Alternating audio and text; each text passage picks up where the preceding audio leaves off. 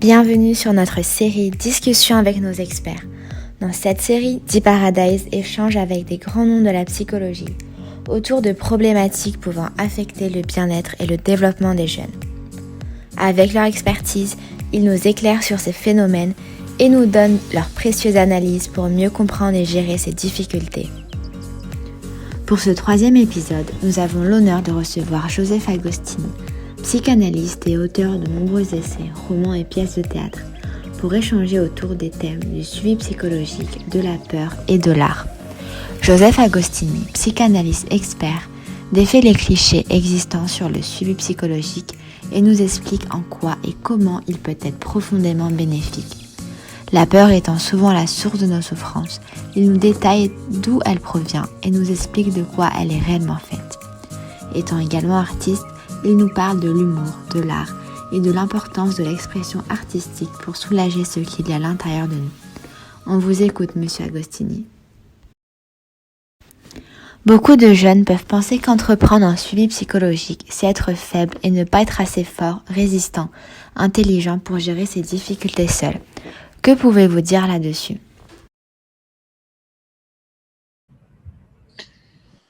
Alors, effectivement, je crois qu'il faut beaucoup souffrir pour entreprendre une psychothérapie. Je pense que le meilleur moyen de travailler sur soi, c'est de souffrir. Et c'est pas étonnant d'ailleurs que ce soit dans des sortes de traquenards que l'existence nous tend qu'on commence une psychothérapie quand on a un chagrin d'amour, quand on est au chômage, quand on a un deuil, évidemment.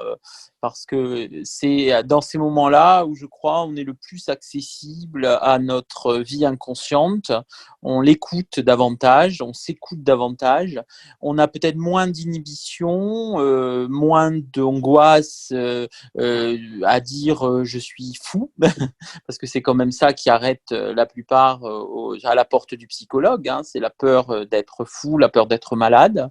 Et dans ces moments-là, on n'a pas le choix. C'est-à-dire qu'on vit un grand chagrin, on vit un deuil, on vit une grande difficulté. Et à ce moment-là, donc, on entreprend cette démarche-là, qui est quand même une démarche extraordinaire, hein, puisqu'on va dire ce qu'on a à l'esprit à quelqu'un dans une confidentialité absolue. C'est pas une démarche anodine, hein, et je crois qu'on l'entreprend dans ces moments-là. Donc, je dirais que non, effectivement, il faut pas attendre. La démarche est extrêmement saine, hein, et elle doit être au contraire préconisée. Voilà, à chaque fois qu'on souffre, à chaque fois qu'on peut, il s'agit de faire un travail sur soi. Les jeunes ont souvent des réticences à commencer un suivi psychologique à cause des nombreux clichés qui existent, comme quoi c'est long, coûteux, inconfortable, complexe. Que pouvez-vous dire là-dessus ? Est-ce véridique ? Je crois qu'effectivement les clichés ils sont faits pour sauter, hein, pour être démontés. C'est pas vrai. C'est-à-dire qu'un psy qui mérite ce nom euh, peut revoir les tarifs à la baisse, doit s'adapter à son patient, doit le recevoir dans son individualité, dans sa singularité. Donc il n'y a pas de clichés qui tiennent. Maintenant, je pense qu'il existe des lieux où le soin est gratuit, hein, je pense au CMP. Il y a des psys en ville qui adaptent leur prix. Donc, il faut ruser, c'est-à-dire qu'effectivement, il ne faut pas, quand on a peu d'argent, il ne faut pas aller taper à la porte d'un psy qui prend 150 € la séance et qui n'est pas flexible. Autour de la complexité, effectivement, je pense c'est ce que j'ai dit tout à l'heure dans la première question, il ne faut pas avoir peur de la complexité. Et c'est souvent quand on souffre beaucoup qu'on n'a pas peur de ça. Parce que, voilà, on n'a pas le choix. Et c'est triste quand même que l'être humain soit fait de cette manière. Au fond, on doit être au bord du gouffre pour commencer quelque chose, souvent, pour initier une démarche. C'est triste et je pense que l'intelligence, c'est d'y penser avant, d'anticiper, peut-être de s'intéresser aux choses avec moins d'inquiétude. Mais ça, très peu de gens en sont capables. Y a-t-il des moments plus propices que d'autres à commencer un suivi thérapeutique? Comment peut-on savoir si on en a besoin? Alors ça, c'est ce que je vous ai dit à l'instant, hein, c'est-à-dire que malheureusement, on tape à la porte d'un psychologue quand les choses sont déjà parfois entièrement jouées. Quand on a quitté la personne qu'on aime, quand on a été quitté, quand la personne, quand on a vécu un accident et quand on est dans le traumatisme et dans la peur que ça recommence, alors que je crois que la maturité, la capacité d'anticiper les choses pourrait nous amener plus tôt. Par exemple, voilà, je pars du principe qu'un couple qui au tout début de la relation rencontre des problèmes devrait tout de suite construire cet espace-là avec un tiers pour faire face. Ne devrait pas attendre que ça s'enquiste, que ce soit quasiment terminé, que le couple aille battre de l'aile et parte à boulot. Et donc voilà, donc effectivement, être attentif à tous les signes, être capable de s'introspecter, être là proche de soi-même, hein, au fond, proche de soi-même et proche de la vérité subjective de l'autre.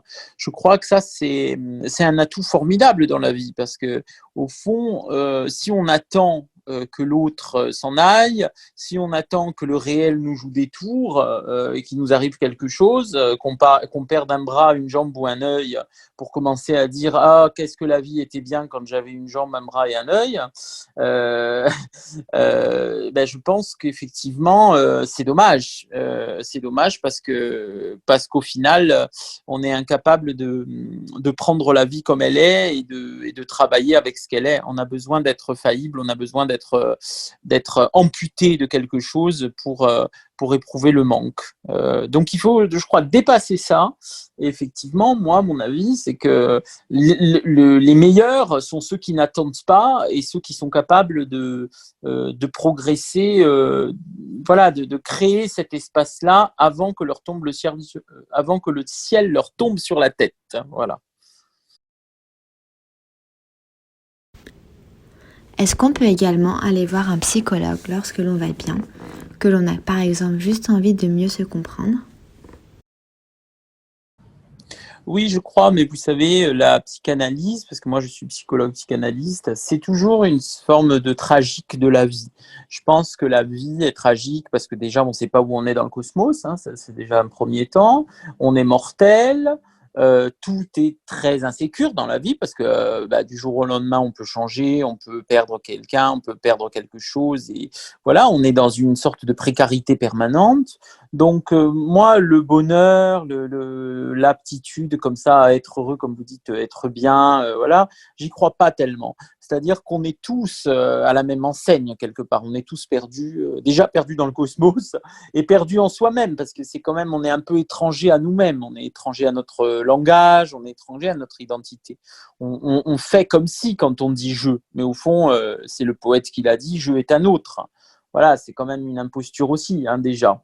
Donc, à ce titre-là, je pense que l'être humain est quelqu'un de fragile, est quelqu'un de manquant, est quelqu'un de divisé, d'inachevé. Donc, c'est à ce titre-là qu'on a besoin, je crois, d'un suivi psychanalytique, même quand les choses, même quand le ciel ne nous tombe pas sur la tête. C'est-à-dire, finalement, je crois que l'être humain a besoin de s'écouter parler dans un espace clos et bienveillant et neutre. C'est quelque chose dont il a besoin pour se raccrocher à lui-même. Ça lui fait beaucoup de bien. D'ailleurs, la preuve, il n'y a pas besoin d'aller parler à un psychanalyste. Parfois, on reconstitue un peu la scène psychothérapeutique quand on va parler à un pote. Alors, c'est pas la même chose, bien sûr, mais quand même, on s'aperçoit des bénéfices de la parole quand on parle à une copine dans un café, quand on lui raconte, on s'épanche pendant 2 heures de temps sur sa vie.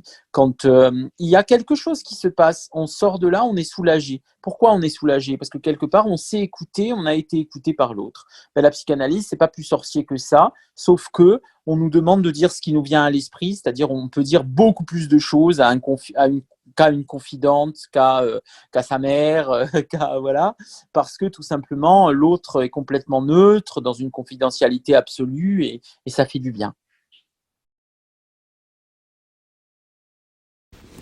En quoi est-ce différent de parler à un proche que de parler à un psychologue? Ben, si vous voulez, quand on parle à un proche, déjà, le proche, il est proche d'autres proches, hein, souvent. Hein. C'est pas quelqu'un qui a été parachuté dans notre vie et qui a aucune connexion avec personne. Surtout aujourd'hui, avec les réseaux sociaux, on est tous un peu interconnectés les uns les autres. Donc, quand on parle à quelqu'un, on parle en prenant une posture. Quand on parle à sa mère, ben moi, je sais que quand je parle à ma mère, je parle comme un fils. Je parle pas comme un copain. Quand je parle à un copain, je parle comme comme un copain. Je parle pas comme à ma mère. Donc, ne serait-ce que ça, c'est-à-dire, il y a toujours une posture, une manière d'être. On dit pas, il y a de la rétention d'informations, forcément. Quand on parle à sa femme, quand on parle à ses enfants, ben, on fait attention. Exemple type, souvent, et c'est d'ailleurs heureux, on ne parle pas de sexualité à ses enfants, évidemment. À l'inverse, on peut pleurer devant sa mère et souvent on ne peut pas pleurer devant un copain parce que c'est un peu compliqué, enfin, il y a une pudeur. Donc, à ce titre-là, on est un kaléidoscope, on est plein de choses à la fois et il faut recoller tous les morceaux. Et chez un psy, le psy, on le paye. On le paye pour dire ce qu'on veut. C'est-à-dire que c'est Lacan qui disait qu'il était le dépotoir de ses patients, le déchet. C'est-à-dire, voilà, prenez-moi pour une poubelle, en quelque sorte, pour un crache-larmes, c'est la même chose. C'est-à-dire, ne me ménagez pas, ne faites pas en sorte de dire « Oh, je vais le choquer si je parle de sexe » ou « Oh là là, mais peut-être qu'il va être surpris si je lui parle d'un pan de ma vie qui est un peu honteux. » Eh bien non, justement, on le paye pour ça et la démarche psychanalytique, c'est de dépasser la honte, c'est de dépasser le tabou. Donc c'est pour ça qu'on va voir un psychanalyste. C'est le seul lieu au monde où on peut dire ce genre de choses. Parce qu'en fait, l'autre, sinon, quelque part, si on va chercher, nous demande de lui mentir.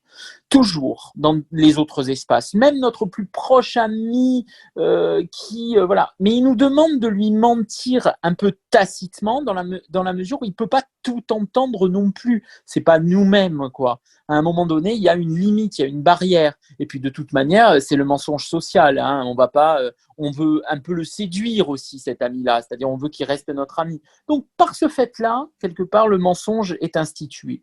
Voilà pourquoi, donc, il faut aller voir un psychanalyste et pas un ami, parce que tout simplement, le principe, c'est d'aller au-delà de la honte et au-delà du tabou.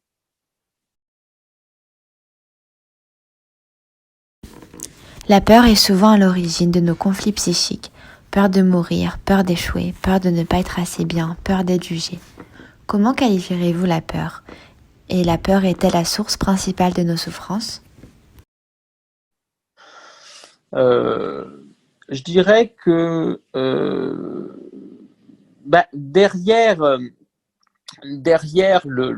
dans le meilleur des cas, dans la vie, c'est la peur de perdre son honneur qui se passe. C'est-à-dire la peur de perdre son nom, la peur de perdre son titre, son job, son mec, sa nana, c'est ça qui se passe. C'est-à-dire la peur de perdre un peu ce qui nous un peu dore notre blason, quoi, quelque part, hein, aux yeux des autres. C'est-à-dire peur de notre brillance. Voilà. Donc ça, quand on éprouve ça, c'est un peu la vie, ça, tout le genre. Hein. Finalement, on veut réussir, pourquoi ? Pour faire plaisir à maman. Et pourquoi on veut faire plaisir à maman ? Pour avoir cette brillance, hein, pour se sentir un peu quelqu'un, quoi, voilà, dans la vie. Donc, en permanence, il y a cette peur de perdre ce qu'on a parce qu'on va dire que, voilà, parce que les autres vont dire que. Tu as vu, il a perdu, tu as vu, voilà, il est, quelque part, il est un peu disqualifié à nos yeux, quoi. Voilà, on a peur de perdre nos galons. Ça, c'est la première peur.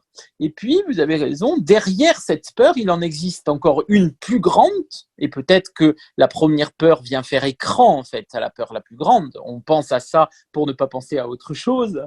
Et la peur la plus grande, c'est la peur, tout simplement, de mourir, la peur de devenir fou, la peur qu'il nous arrive quelque chose qu'on ne peut pas dépasser, qu'on ne peut pas intégrer. Et ça, c'est vrai que cette peur-là, elle n'est pas présente au quotidien dans le meilleur des cas. évidemment, si on n'est pas psychotique, par exemple. La psychose, c'est ça quand même, hein. C'est de penser à la plus grande peur plutôt que de penser à la peur, la première peur que je viens de nommer. Le psychotique, il est dans des angoisses de mort. Il n'est pas dans des angoisses de savoir s'il va perdre son job. Donc c'est ça qui le hante. Mais parfois, il n'y a pas que le psychotique. C'est-à-dire que dans certains moments de la vie, on est face au réel, hein, comme dit le psychanalyste. Et le réel, c'est pas la brillance, c'est pas le symbolique, quoi. Hein, c'est pas avoir peur de perdre sa renommée sur Facebook. C'est le réel, c'est on s'est pris un bus, quoi. Vraiment, on s'est pris un bus où on a vu quelqu'un d'autre se prendre un bus dans la gueule, quoi. C'est-à-dire, on a vécu quelque chose, on a vraiment vécu quelque chose, on a touché du doigt le réel. On a fini à l'hôpital, on a fini au cimetière en train de voir quelqu'un se faire enterrer. On a vu des choses absolument incroyables parce qu'on a été victime de violences et on a vécu des coups, on a vécu des tortures, on est allé en prison parce que dans son pays il y a une dictature. Voilà, c'est ça la peur. Donc je dirais que voilà, il y a les deux niveaux. Et la psychanalyse, elle est là pour nous permettre un peu d'appréhender ces peurs autrement, de se resituer face à tout ça et de savoir pourquoi on souffre tant, par exemple, quand on perd sa brillance, de savoir… Bon, alors, la psychanalyse, c'est vrai, opère beaucoup plus dans la première peur que dans les deuxièmes au quotidien, hein, bien sûr. Le psychanalyste, il est là aussi pour travailler autour de la névrose, hein, vous le savez. C'est-à-dire que c'est souvent la névrose qui vient sur nos divans, hein. C'est rarement la psychose et encore moins la perversion. Mais pas que. C'est-à-dire qu'on a tous un noyau psychotique et de temps en temps, on travaille vraiment avec la psychose, on travaille vraiment avec le post-traumatisme, etc. Alors ça, c'est une autre démarche parce que finalement, c'est essayer de cicatriser cette blessure-là. Quand on a vu le réel, c'est comme si on a été pris un lapin dans les phares, quoi. C'est-à-dire que si on a eu la chance de ne pas être écrasé par la voiture, on a toujours les phares dans les yeux et on a peur, quoi. On est terrorisé. Et donc la psychanalyse, là, à ce moment-là, c'est plutôt un travail de déchocage, quoi. Essayer de sortir de ça. Donc il y a plusieurs peurs qu'on aborde dans la psychanalyse et les deux, voilà, il y a les deux grands pans de la peur de perdre sa brillance et la peur du réel.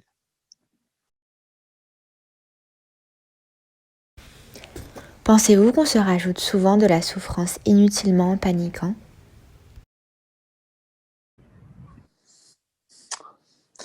Vous savez, on se les imagine jamais pour rien, les scénarios. C'est-à-dire que que dit la psychanalyse à ce sujet ? Elle dit que l'imaginaire, il dépote parce que quelque part, on est en plein d'imaginaire tout le temps. On voit le monde à travers notre imaginaire, c'est-à-dire à travers toutes nos images, toutes nos représentations. On ne le voit pas vraiment, le monde. On ne voit pas vraiment notre amoureux, notre amoureuse. On ne voit pas vraiment nos parents. On ne voit pas vraiment finalement notre vie. On le voit toujours à travers l'imaginaire. Et il suffit qu'il y ait dans notre imaginaire des représentations inquiétantes, angoissantes, finalement des répétitions, quoi, des peurs qu'on n'a pas élaborées, qu'on n'a pas pu intégrer, pour que d'un seul coup, l'autre, on l'envisage de manière très angoissante, très inquiétante et très paniquante.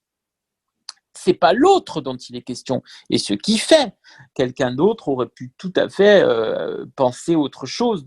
Voilà, une action peut entraîner plusieurs conséquences. Mais c'est notre rapport à notre propre imaginaire qui crée cette panique. Parce que l'autre nous renvoie à des choses insoutenables. L'imaginaire, en quelque sorte, c'est comme un bidon d'essence, quoi, quelque part. Il y a une petite étincelle chez l'autre, il fait quelque chose de mal ou il nous dit quelque chose. Et l'imaginaire, c'est l'essence. Alors évidemment, si vous mettez un bidon d'essence sur l'étincelle, il y a un incendie monstrueux. Donc il faut bien établir la différence entre le réel. Le réel, c'est le bus qu'on se prend dans la gueule. Hein, je pense que c'est une belle image. C'est-à-dire que ça existe, quoi, un bus. Hein. Quand vous le prenez dans la gueule, en général, vous savez qu'il existe. Hein. Vous prenez vraiment un mur. Et la névrose, qui est plus du registre, comme vous l'avez dit, de la panique, mais de l'imaginaire. C'est-à-dire que le bus, il n'est pas vrai, il n'existe pas. Mais on imagine tellement que c'est vraiment quelque chose de catastrophique qu'on prend dans la gueule quand l'autre nous dit quelque chose ou quand on perd sa notoriété, que ben, ça devient presque réel, quoi. On y croit tellement que ça crée un drame, mais ça crée un drame imaginaire. Et je crois que le drame imaginaire, il est beaucoup plus accessible à la psychanalyse que le drame réel. Ça, je vous l'ai dit tout à l'heure. Le drame imaginaire, on peut remonter à l'origine de nos représentations et on peut essayer de s'apaiser comme cela, hein, en remontant le fil de l'imaginaire. Mais le drame réel, bah, c'est un déchocage, parce que dit la psychanalyse du réel?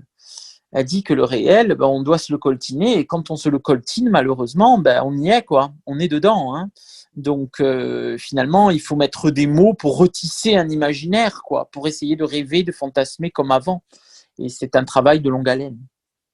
Voilà, j'espère avoir répondu à votre question. Comment contrôler nos peurs concrètement au quotidien d'une manière rapide? La psychanalyse, vous savez, c'est pas long, hein. Il faut pas croire que la psychanalyse, c'est allongez-vous sur le divan et dites-moi ce qui vous vient à l'esprit pendant 15 ans. Hein. C'est pas ça dont je parle quand je parle de la psychanalyse. Quand je parle de la psychanalyse, c'est des concepts psychanalytiques. Et ce que dit la psychanalyse, de l'imaginaire, du réel, du symbolique, etc. Et je pense qu'une fois qu'on a vraiment lu les textes psychanalytiques, quelque part, on est au fait. Hein. Il s'agit pas de rêver le bonheur. Je crois que voilà, c'est, je sais plus qui d'ailleurs, mais c'est un grand auteur qui disait ça, et quelque chose de très juste, qui disait que ce qui nous rendait dépressifs, c'était la quête du bonheur. À force de vouloir toujours être heureux, à force de dire mais moi je suis malheureux alors que les autres sont heureux, comment je vais faire pour être heureux, et qu'est-ce que c'est les recettes du bonheur, et qu'est-ce que c'est les clés du bonheur, etc. On devenait dépressif et suicidaire parce que le bonheur, il n'existait pas. Donc, ça nous rendait complètement perdus, quoi, désespérés parce qu'on ne trouvait pas. Donc, moi, les recettes pour aller mieux, etc., ça me fait même pas rire, ça m'inquiète beaucoup parce que je m'aperçois que ça peut vraiment créer des légions de gens insatisfaits parce que ça marche jamais. Moi, je crois pas aux thérapies miracles, aux thérapies du bonheur. Pour moi, elles marchent pas. Bon. Après, je demande qu'on me prouve le contraire. Hein. Moi, je serais très, très content. Voilà. Moi, j'en ai pas rencontré jusque-là. J'ai rencontré beaucoup de gens qui y ont cru. Et puis après, on dit, ouais, non, mais moi, c'est revenu, mes symptômes sont revenus, ça marche pas du tout. Bon. Donc, voilà, ça, c'est un constat. La psychanalyse, elle dit pas ça. La psychanalyse, elle déconstruit un peu notre rapport au réel. Elle nous fait dire que les choses, elles sont jamais ni blanc ni noir. Elles sont beaucoup plus complexes que ce qu'on veut bien croire parfois. Et nos sentiments, il faut y aller. Je dirais en les pensant, quoi, en osant penser, en dépassant nos interdits, en dépassant nos peurs. Et ça se fait avec quelqu'un souvent parce que seul on est perdu. Le langage, il a besoin d'avoir un interlocuteur. C'est un peu voilà, c'est de structure, quoi. On a besoin d'avoir quelqu'un en face de soi pour lui parler. C'est important. Et pourquoi ce quelqu'un doit être psychanalyste? Et je l'ai dit tout à l'heure, c'est quelqu'un de neutre, c'est quelqu'un qui nous reçoit dans une confidentialité absolue, c'est quelqu'un qui ne fait pas partie de notre vie, avec qui on déjeunera jamais, avec qui on couchera encore moins. Donc c'est vraiment quelqu'un qui ne fait pas partie de notre vie et n'en fera jamais partie. C'est ça qui est important. Donc, à ce titre-là, on peut tout à fait se livrer et on peut tout à fait se dévoiler. Voilà. Vous dites que l'humour est votre meilleure manière pour vous défendre contre le réel. Qu'est-ce que cela veut dire et quels sont les bénéfices de l'humour?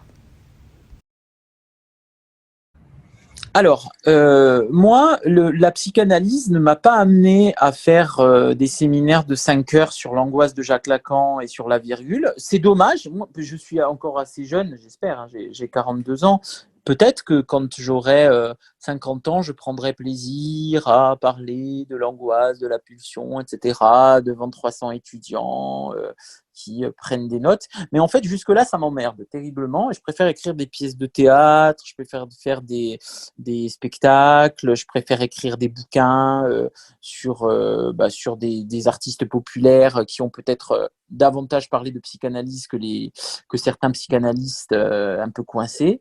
Donc, voilà. Donc, finalement, l'humour, pour moi, ça a toujours été un peu la sortie. Disons que c'est Woody Allen pour moi, la sortie de l'analyse.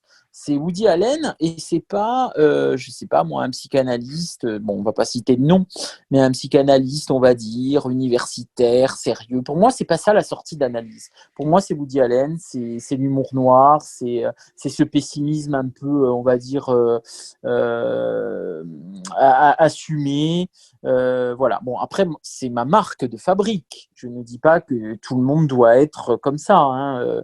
Et puis, encore une fois, je n'ai pas d'irrespect envers les gens qui ont un esprit plutôt universitaire. J'ai des amis universitaires que j'aime beaucoup et que je lis. C'est pas ça la question. C'est la question du style. Lacan disait la fin d'analyse, c'est d'abord un style qu'on s'est forgé. Et moi, mon style, il est plutôt du côté de l'humour, il est du côté de l'art, il est du côté de l'humour, il est du côté du délire aussi. Je pense que le délire psychotique, il nous a tellement appris l'inconscient à ciel ouvert. Moi, quand je travaille avec des psychotiques, j'ai l'impression qu'ils sont en contact avec l'inconscient. C'est extraordinaire. J'ai pas seulement l'impression d'ailleurs, c'est incroyable. Vous savez bien que les psychotiques, ils ont des transmissions de pensée, ils sont un peu télépathiques en fait, parce qu'ils dépassent nos petits conflits, nos petits misères de névrosés. C'est-à-dire que voilà. Et donc qu'est-ce que c'est sinon vraiment la légèreté, l'humour, qu'est-ce que c'est? On ne peut pas être sérieux quand on a vécu des expériences pareilles. Et donc c'est pour ça que ouais, la psychanalyse, ça mène, je crois, à vraiment une vie plus légère, plus délirante, plus assumée du côté de l'humour et du côté de la dérision, quoi, la dérision de l'existence. Voilà. Vous êtes aussi auteur de nombreuses pièces de théâtre, essais et romans. Quel est le lien entre l'art et la psychanalyse? Et en quoi l'art peut-il aider à comprendre et à soulager des conflits psychiques?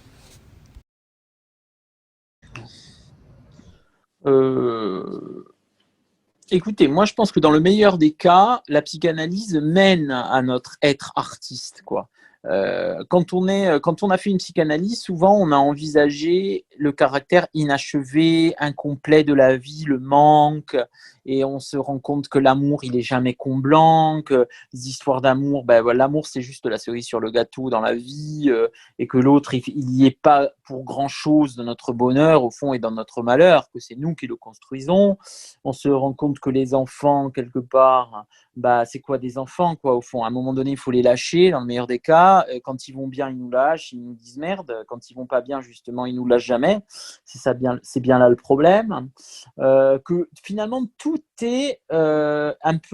nous laisse à notre solitude, au fond.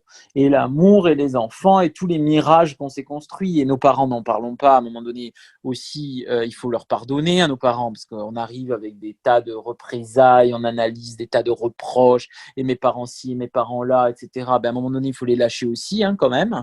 C'est-à-dire qu'eux aussi, ils ont fait comme ils ont pu, hein, chacun sa mère, et ils en ont eu une aussi. Donc, la psychanalyse mène à ça. Et je pense que du coup, la psychanalyse, à mon avis, mène à l'art, parce que l'art, c'est un domaine d'expression. C'est un domaine où on peut vraiment imaginer des choses avec nos enfants, avec nos parents, avec notre sexualité, avec notre amour, etc.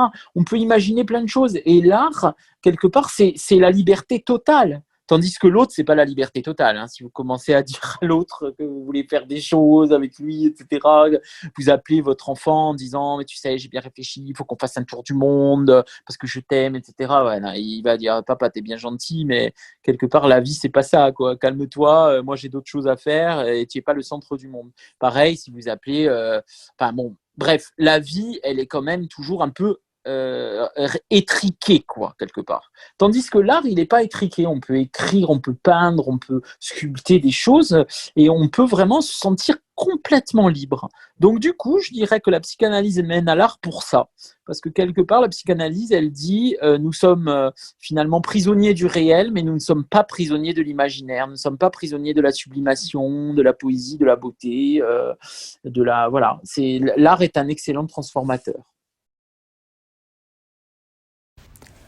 Est-ce que le fait de créer est similaire au fait d'assister à des créations? Oui, mais moi je dirais que c'est la même chose. Moi, un lecteur, c'est autant un artiste que qu'un écrivain. Pour moi, il faut beaucoup de talent pour lire, pour regarder un esthète, quelqu'un qui va dans les musées, quelqu'un qui va regarder des œuvres des autres. Son œil, mais il est sculpté, quoi. Son œil, c'est un œil d'artiste, c'est pas un œil de spectateur. On peut le sculpter son œil, quoi, au fond. Hein. Quand on a lu plein de livres, quand on a vu plein de pièces, etc. Ben, on est vraiment quelque part. Finalement, on est artiste aussi, quoi, quelque part. En fait, on est habité par tous ces gens-là. On est habité par toutes ces œuvres-là. Et c'est extraordinaire de pouvoir vivre ça. Oui, de pouvoir vivre ça vraiment, quoi. Voilà, donc à ce titre-là, le spectateur, c'est un artiste. C'est un artiste de l'œil et de l'oreille. Voilà.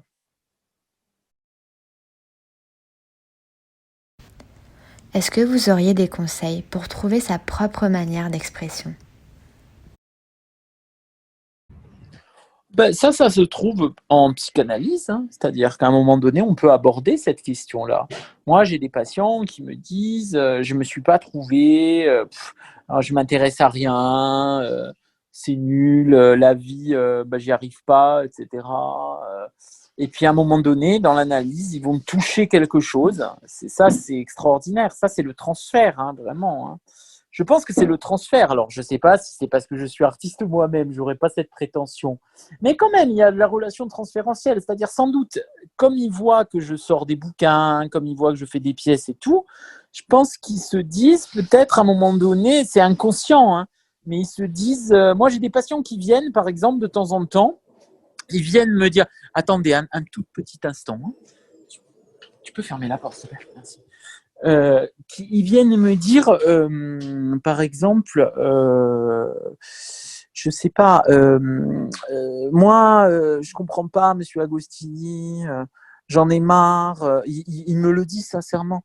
Ils me disent, par exemple, je vois que vous sortez encore un livre et je suis un peu jaloux de vous. Ils me disent ça. Mais je trouve ça bien parce qu'en fait, je leur réponds, mais en fait, vous êtes jaloux de moi parce que je m'autorise à faire ça. Mais vous pourriez tout à fait le faire vous. Non, pas du tout. Comment? Je pourrais pas le faire moi, mais pas du tout. Mais vous, je fais quoi moi? Mais vous, ben, je fais quoi moi? Ben, je sais pas, vous, ben, je dis, mais justement, vous avez tout dit, vous savez pas. Vous, l'autre, hein, quelque part, il peut, parce que l'autre, on lui trouve toujours des raisons. Hein. En fait, l'autre est toujours, toujours des circonstances plus meilleures que les nôtres. Et vous, non, quoi, vous pouvez pas. Donc, je pense que ça les fait travailler certainement. Et certains viennent en disant, par exemple, j'ai le cas d'un patient, par exemple, qui dernièrement a décidé d'exposer. Il n'aurait jamais fait, enfin jamais, jamais, je pense, si on n'avait pas fait une psychanalyse ensemble. Parce qu'on a tellement travaillé cette question-là de l'autorisation que du coup, ça a sauté, quoi. Les défenses ont sauté et il a été capable de le faire. Donc voilà, c'est une question d'autorisation à soi-même. Pour finir, quels sont le ou les messages que vous transmettriez à un jeune qui souffre et qui ne sait pas quoi faire? Ben, c'est très dommage de se jeter par la fenêtre. Je trouve, on le dit pas suffisamment aujourd'hui en temps de confinement, combien le suicide paraît être une solution à beaucoup de jeunes malheureusement. Et c'est quelque chose qui revient beaucoup, comme si on pouvait davantage se tuer aujourd'hui qu'hier, quoi. Et peut-être ça fait très peur. C'est comme une autorisation qu'on se donne plus dans ce monde-là que dans l'ancien, quelque part. Pourquoi? Pour des tas de raisons. Je pense qu'on est tellement sollicité, on est tellement interconnectés les uns les autres. La vie, elle est beaucoup plus pesante quand on va mal qu'avant. Tout le monde le sait. C'est compliqué, le cyberharcèlement, etc. Donc, c'est très compliqué. On a un rapport à l'image qui a complètement changé. Avant, on pouvait beaucoup plus s'isoler. Aujourd'hui, c'est beaucoup plus difficile. On nous demande d'apparaître en permanence. Et quand on va pas, ça se voit et les autres le savent beaucoup plus vite. Et c'est pour ça, je crois que c'est comme ça. Ça crée des spirales, quoi. Ça crée des spirales de suicide ou en tout cas de grande dépression. Ce que je dirais, c'est éviter de vous jeter par la fenêtre et peut-être essayer là de faire un pas de côté sur notre monde, voilà, sur le monde de l'image, sur le monde du paraître, etc. Quand vous allez mal, c'est peut-être le moment idéal pour essayer de révolutionner un peu ce monde, le changer, faire en sorte d'être un peu les artisans des nouveautés, quoi, de ce qui va nous attendre dans 15-20 ans. Peut-être que ceux qui vont mal, ce sont les précurseurs, ce sont les visionnaires. Ceux qui vont trop bien, ce sont ceux qui, dans 10 ans, ils vont être ringards, quoi. Et on va les accuser peut-être d'avoir été trop narcissiques, d'avoir été trop bien dans ce monde. Et donc, je pense, voilà, c'est la dépression, il faut l'utiliser, il faut en faire quelque chose, il faut essayer de revisiter ce monde et être attentif vraiment peut-être à l'autre aussi et apprendre à s'aimer, apprendre à aimer les autres autrement et être un peu les visionnaires du 21e siècle. Merci Monsieur Agostini et merci à vous de nous avoir écoutés. Si cet épisode t'a plu, n'hésite pas à aimer, commenter et t'abonner à notre chaîne afin d'être tenu au courant des prochains épisodes. Tu peux nous retrouver sur notre compte Instagram di-paradise.fr et sur notre site internet di-paradise.com. Tu y trouveras notre magazine, notre chaîne de podcast, le formulaire pour bénéficier de notre suivi psychologique gratuit et le formulaire pour rejoindre notre équipe. Pour toute question ou pour toute demande d'information, tu peux nous contacter en message privé sur Instagram ou sur notre adresse email staff@di-paradise.com. À très vite la DP Family.